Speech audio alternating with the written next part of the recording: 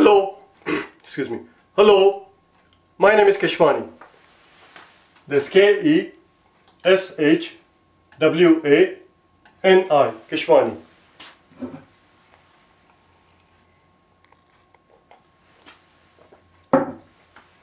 We are here because we want to prepare for SAT. We have been solving SAT math problems out of this book here, the official SAT study guide. If you do not own this book already, purchase one immediately. You're going to need it. The problem that we are about to solve is the one that you will find on page number 835. Please turn to it, page 835, and today is our lesson number 110. On page 835 you will see two problems in the left hand column, or rather on the right hand column, number 17 and 18. Those are the problems that we're going to do today, 17 and 18. The two problems that you see on the left hand column, number 15 and 16, are the ones that we did yesterday. Let's take a look at number 17. It says, for all positive integers j and k, we have to define this operation, j with the r in the box, k, as the whole number that is remaining, when j is divided by k. When j is divided by k. The question simply is, if 13 divided by k equals 2. The question is, what's the value of k? So what they're asking here, we're going to put this question in the plain English language. What they're saying here is that if 13 divided by k equals 2, then what is the value of k? Or if you like, what they're asking here is that 13 divided by what number will give us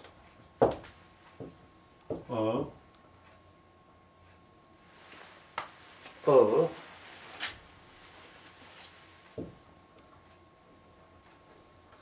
remainder of 2. 13 divided by what number is going to give us a remainder of 2? That's all they're asking here. That's what this is. Because this 2 that we see here, this operation is supposed to give us whole number remaining when j is divided by k. This is what this means. You understand? So, and we are told that that equals 2, which means they're telling us that we have a number 13, we're going to divide it by some other number. We're not going to tell you what the other number is, we're going to call it k, and when we do that, we have a remainder of 2. What must be the value of k? Well, let's find out, shall we? Let's find out. I should not have taken up all this room here. Tell you what, I'm going to do the problem on the top here. Let's find out, shall we? It's very simple, very straightforward. Just do it one by one, don't skip anything, and just keep on going. 13 divided by 1, of course, will have no remainder because this goes evenly. 13 divided by 2 will have a remainder of 13 divided by 2 equals 6, remainder 1. We need a remainder of 2. That's what this signifies. We are told that it equals 2. The remainder is 2. So that doesn't work. 13 divided by 3, 12 divided by 3 is 4. So this is 4, remainder 1. That doesn't work. We need a remainder of 2. So that doesn't work. 13 divided by 3 or 13 divided by 4 will be 3, remainder 1. Because 4 3s are 12. That doesn't work. Let's try 5. 13 divided by 5 will equal 3 and remainder of 3. We need remainder of 2. Is that right? 3? No, it's 2. Because 10 has 2 5s in it and the remainder of 3. That doesn't work. We need the remainder of 2. 13 divided by 6 will equal 2 with the remainder of 1 because 2 6s are 12. That doesn't work. 13 divided by 7 will be 1, remainder of 6. We need a remainder of 2 for crying out loud. That doesn't work. Let's try 8.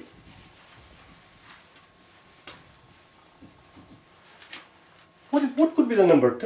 13 divided by what number will give us a remainder of 2? That's what we're looking for. Will give us a remainder of 2.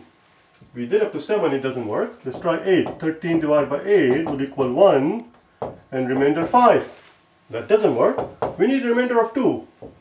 13 divided by 9 would equal 1 with the remainder of 4. No, that doesn't work. We need 2. 13 divided by 10 will be 1, remainder of 3. That doesn't work. My God, the suspense is killing me. Suspense is killing me. 13 divided by 11 equals 1, remainder 2. Voila. 13 divided by what number will give us a remainder of 2? The answer is, that number is 11. 13 divided by what number will give us a remainder of 2? The answer is 11. 13 divided by 11 will give us a remainder of 2. Let's do the next one. Number 18. The very last one. It's a nasty one. It's a hard one. Obviously it's a hard one because it's the last gradient question. The last gradient question is always the nastiest one. And don't spend 3, 4, 5 minutes on it. If it gives you a hard time, just skip it. Invest your time and effort in doing easy and medium questions. Don't spend too much time on number 17 and 18 if they give you trouble. You understand? There is no shame in it.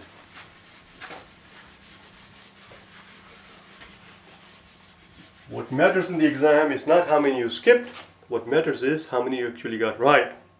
You can attempt all 18 of them and only get 12 or 13 right, or you can attempt 16 of them and get 15 of them right. You understand? Number 18. The average of the test score of a class of P student is 70. Alright? So average of P students is 70. What do we gather from that? Before we go any further, before we read the next sentence, what do you gather from that? If the average of 5 students is 10, if the average of 5 students is 10, how much do you suppose they must have scored altogether? That tells us that their total score, this tells us that their total score must have been 10 times 5 or 50, because 50 is the only number which, when multiplied by the number of students, is going to give us 10. So their total score must have been 10 times 5. 10 times 5. You see, 10 times 5. So similarly here we have P students and their average is 70, which means the total point, this implies that the total points earned by these P students must have been 70 times P. Let's make a note of it. Let's read the next sentence.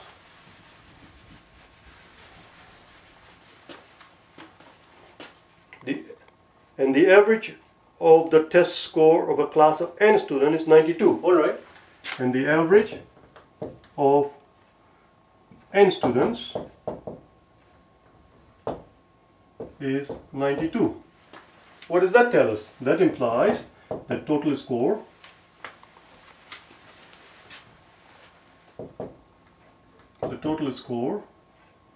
of these students, total points, I call it, not score, total points must be 92 times n, because there are 92 students and their average score is n, or rather, there are n students, there are n number of students and their average score is 92. Therefore, their total score that they had must be 92 times n, because 92 times n, which is the total score, divided by the number of students, n, will give us the average of 92. Let's see, what exactly are they asking? When the scores of both classes are combined, the average score is 86. Alright, when you combine the scores of the two classes together, the grand total, the overall average is 86. So the grand total, combined average,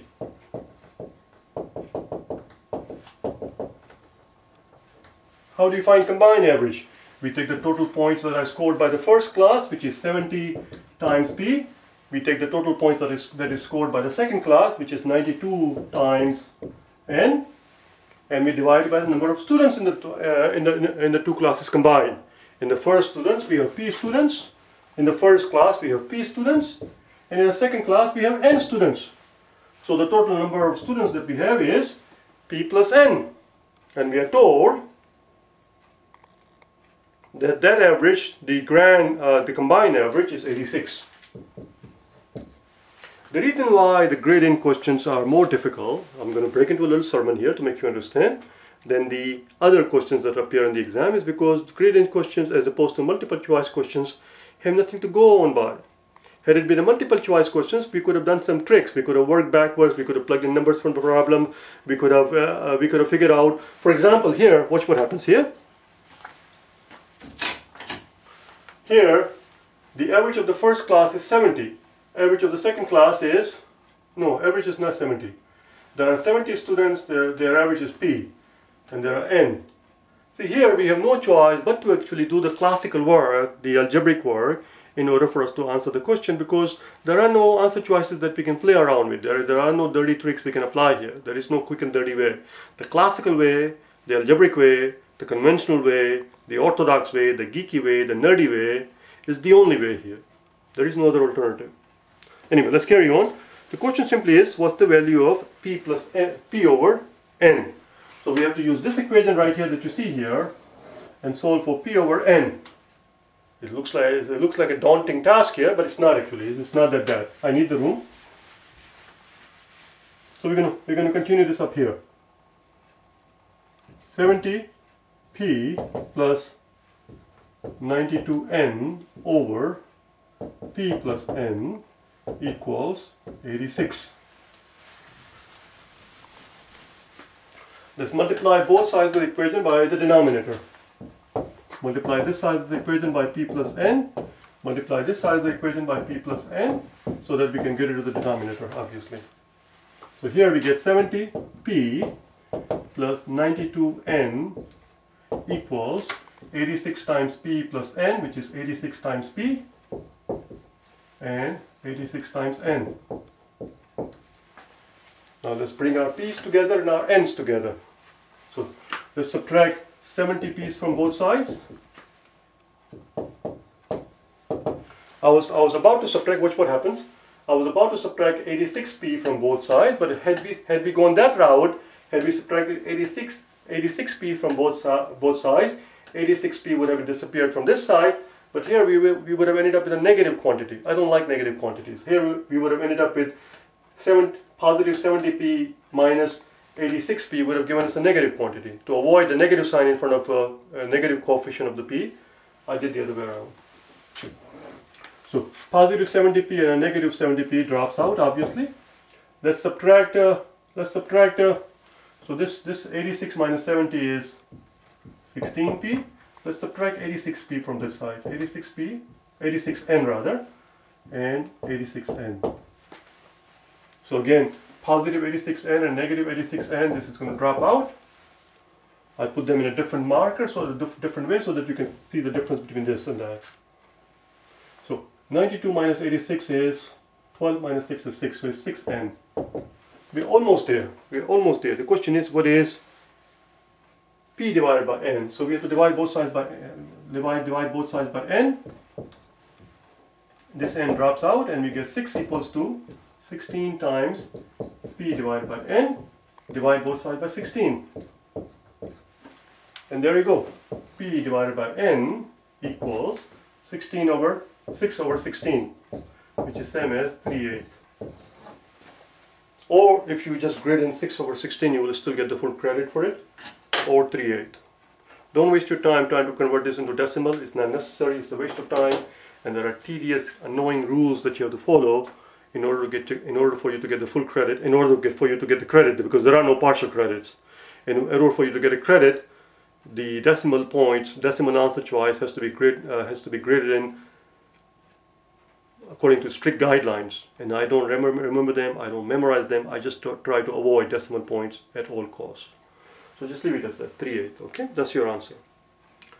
I will see you tomorrow, and we'll begin the next section in the exam, which is section number 7. Alright? Bye now.